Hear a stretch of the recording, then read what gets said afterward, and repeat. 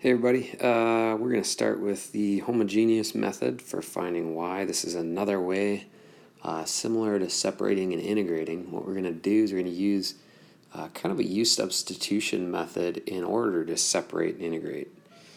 So let's get started. Okay, so homogeneous first order differential equations.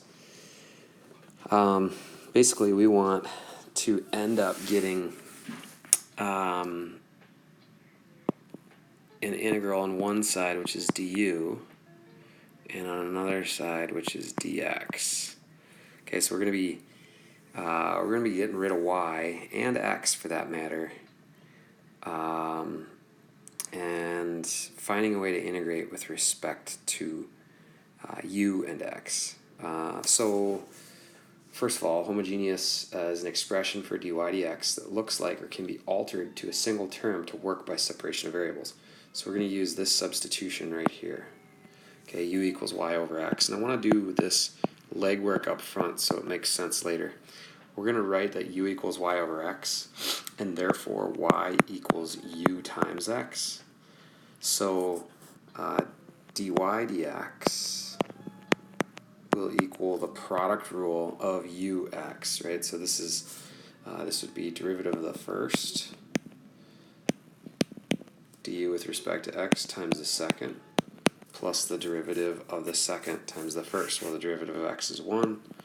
So this right here is going to be our pal as we go along through this. So let's just go ahead and we'll jump into an example here in just a minute. But let's talk about what first order means as well. So first order means y and dy dx only. Right? So basically, what I'm going to do is I'm going to end up getting it in terms of u and du dx. Okay, this first one is not a first order homogeneous because I'm not going to be able to use my u substitution of y over x. You'll notice here that I could divide both sides by xy in the second example. And then I'm going to get some form, right? Some form of u in both of those. Okay, it'll make a whole lot more sense in a moment when I do an example. So let's get started. Okay, so let's try this first one. It says find the general solution for the first order differential equation. All right, recall that y over x equals u, and just so we're together on this, du dx equals, dy dx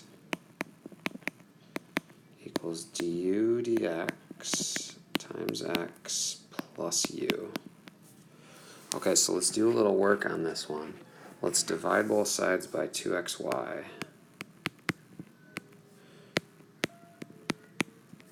Okay, when I do that, on the left I get dy dx. On the right, I get 3y squared, or 3 halves y squared over xy. We're going to do a little simplifying there. Minus x squared over 2xy. Okay, so let's simplify a tad here. So dy dx equals 3 halves. That'd be y over x. Y over x is u. Minus x over y, or x over 2y, which would be 1 over 2u. Okay, now I'm going to employ this. This is equal to dy dx. Alright, so du dx, what you'll notice now is that we have everything in terms of x and u. Okay, du dx times x plus u equals 3 halves u minus 1 over 2u. Now I'm going to subtract that u from both sides, this u right here. If I subtract that u from both sides, what I'm going to get is 1/2 u minus 1 over 2u. Okay, so I want to do a little manipulation with that. I'm going to call that, this will be du dx times x. This is almost inseparable form. Okay, I'm going to call that, I'm going to pull out a 1/2. I'm going to call that u squared minus 1 over u. Okay, all I did was raise this power to 2, put that over u, and then combine those. Alright, now the next step is pretty awesome, I'm going to have to say. This is an amazing thing. Okay, so I am going to multiply, or divide both sides by x, multiply both sides by dx. So divide both sides by x, multiply both sides by dx. And I'm going to take the reciprocal of this, so I'm going to multiply by the reciprocal of that, which, if you hang with me here, is 2u over u squared minus 1 du. Look at that, it's been separated, and now what I can do is I can integrate that. Alright, so if I integrate the left side, this is really cool. What that comes out to be is a perfect u substitution. If the denominator is, let's say w, we'll do a w substitution. U squared minus 1, what is dw? Well, dw then is 2u du, as a perfect substitution there. So what that comes out to be is the integral of that comes out to be the natural log of u squared minus 1. And on the right side, I get the natural log of x plus our constant, right? Wow, I don't know how I did that. Okay, plus our constant c. Okay, and we don't have an initial condition here, so we're just going to go ahead and solve, but the problem right now is this is in terms of u. So I want to rewrite this in terms of y and x. So this would be y squared over x squared, right? Because remember, u equals y over x. Minus 1 is equal to the natural log of x plus c. Alright, so bear with me for a second. I'm actually going to call this the natural log of e to the c. That's not going to sit well with a whole lot of students, but I'm going to do it because it's going to make this more compact. So y squared over x squared minus 1. Alright, so check this out. On the right side, I get the natural log of x times e to the c. Okay, that's the rule of addition, multiplication with logarithms. Okay, and therefore what I can do, over here I'm just going to rewrite, is this will actually become very compact. So then y squared over x squared minus 1, I can get rid of the natural log by taking e of both sides, e to the power of both sides. And e to the natural log of this, right, is just this, x times e to the c. Alright, so I'm going to now add 1. Okay, I'm going to add 1 and multiply everything by x squared. So if I added 1, this would go away. I get a plus 1 there. And multiply everything by x squared. I get y squared equals, okay, this would be x cubed e to the c plus x squared. Look at that. Now you might be asking, is this okay that I leave it as y squared? Absolutely. Since there's no initial condition, I could go further with it and take the square root of it, but I don't know if I'd have the positive half or the negative half, so I'd be just fine if you left it right like that. Okay, let's try one more, and then we'll call it a day. This is number 2. Okay, now I have an initial condition. I'm going to just call that 1, 1. I'm going to use that in a little bit here. So x squared plus y squared dy dx is equal to xy. So then dy dx is equal to xy over x squared plus y squared. Okay, so we know that if u equals y over x, then y equals ux, then dy dx equals du dx times x plus u. And at this point, I don't have a whole lot I can do here, so I'm going to do my substitution now. So I've got my substitution in here. I'm going to subtract u from both sides. That leaves me with du dx times x equals xy over x squared plus y squared minus, and I'm subtracting u, so I'm going to subtract y over x. Alright, so now from here, what I would do is I'd get a common denominator. So that means I'd multiply this term times x squared plus y squared, top and bottom. So I'd have du dx times x is equal to, and in the denominator I'd have x squared plus y squared. In the numerator I'd have x squared y minus y times x squared plus y squared. Alright, okay, so now let's look at what we can do here. I've combined everything. It looks pretty good. I think what I might do here before I move this x over is what I'm going to do is I'm going to factor a y out of the numerator. So if I factor out a y, I get x squared minus x squared plus y squared. Okay, I like that, and you'll see why in a minute here. So that'll be x squared plus y squared. So if I distribute this negative to each of these terms, I get a negative there. Therefore, du dx times x is going to be equal to, these two x squareds cancel.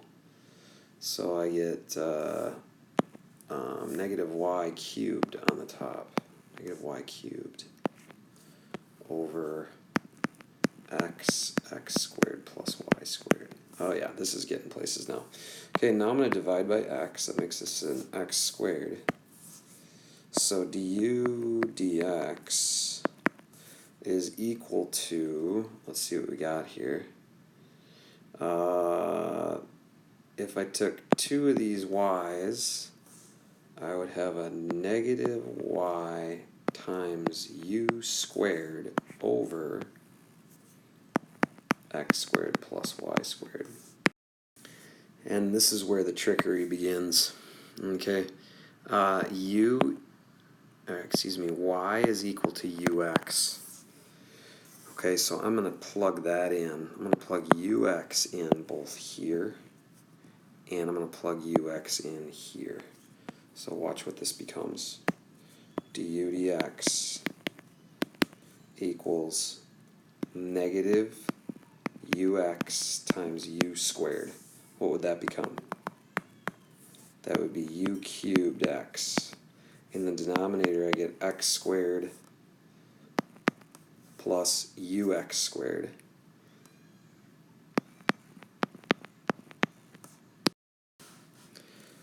Okay, so let me backpedal for a second and call this u squared x squared, and you'll see why in a second. U squared x squared. By the way, this is probably one of the most difficult problems you'll see easily. Okay, so now I'm going to take du dx. I want to get this separable. It's not separable yet. So I got negative u cubed x over, I'm going to factor out an x squared and leave this as 1 plus u squared. And now finally this is separable. It wasn't separable in this step here, but it is separable now. I'm going to multiply by u squared plus 1 over u cubed, and we're gonna work our way through multiplying both sides by that. I'm not going to write it over here. Okay, so I get u squared plus 1 over u cubed du. Okay, and I get x over x squared, which is 1 over x, and I multiply. Okay, one thing I can't forget here is this negative sign right here, which should go here, and now I can integrate. Alright, so I'm going to turn this into the integral of u squared over u cubed minus 1 over u cubed du. And this, of course, will be a negative natural log of x in a moment. Negative natural log of x plus c. Okay, this is really 1 over u, so that'll be the natural log of u. And this will be minus 1 over 2u squared. Now I'm going to bring this negative up here as an exponent, which will change this to the natural log of 1 over x plus c. Next, what I'm going to do is I'm going to leave, actually I'm going to replace u with y over x. So I'll have natural log of y over x minus, this will actually be x squared over 2y squared. Right, because 1 over u is the same as 1 over y over x, which I'd take its reciprocal. And nothing changes over here. So I'm going to subtract natural log of y over x from both sides. And I'm hoping you can stick with me here.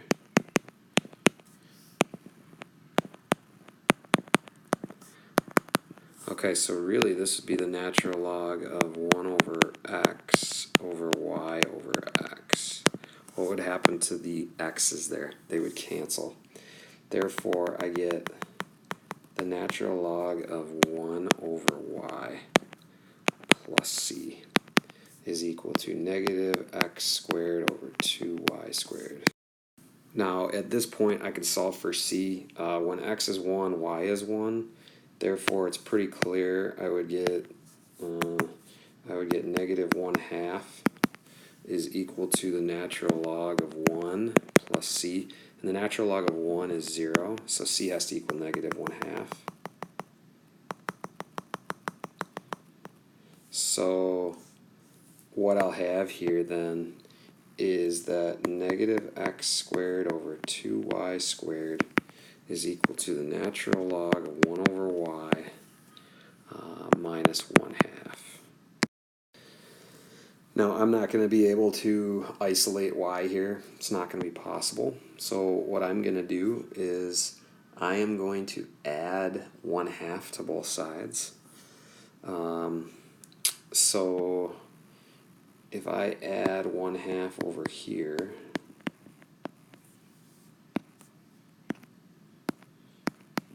okay, but I want to combine that in a moment here. I'll use what I know about e and the natural log to simplify this fully. But if I want to combine that, I got to give it a common denominator. And therefore, I would get negative x squared plus y squared over 2y squared is equal to the natural log of 1 over y. And e to this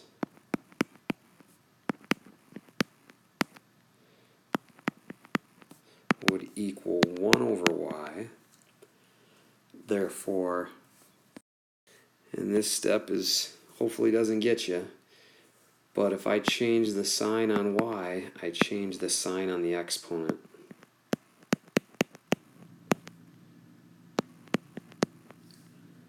And that's it.